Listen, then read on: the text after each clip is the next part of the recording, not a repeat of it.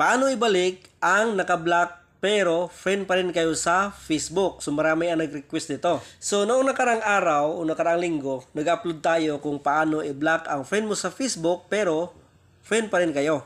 So ngayon, paano natin ibalik? Para makikita mo na ang mga post niya at makikita rin niya ang mga post mo. So ibalik natin sa dati. Okay? So noong una, open natin ang Facebook application. Tapos i-search natin ang ating friends sa Facebook na na-block natin. Okay? So ito mga katropa, na-block ko na ito or take a break. Pero friend pa rin kami. Okay? So balikan natin dito sa 3 dots at i-click natin itong block at i-click natin itong take a break. So dito mga katropa, marami ang nag-request kung paano daw ibalik ang naka-take a break. Kapag naka-take a break or naka-block, ibig sabihin hindi niya makikita ang mga post mo at hindi mo rin makikita ang mga post niya.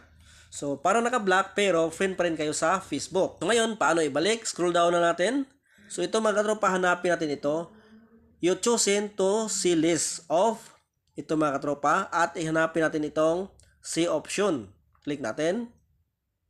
At nakalagay dito mga tropa, limit where you see Patricio's profile. So dito nakalagay ang check. So ibalik natin dito sa taas. Okay. At click itong save. At ngayon, scroll down natin. Dito tayo sa limit what Patricio's profile will see. So hanapin natin itong see options. Click natin. At nakalagay dito keep current privacy settings. Ibalik natin dito sa no longer limit what Patricios can see. Dito sa taas. At i-click itong save. So yun lang mga katropa, nabalik na sa normal ang inyong friendship.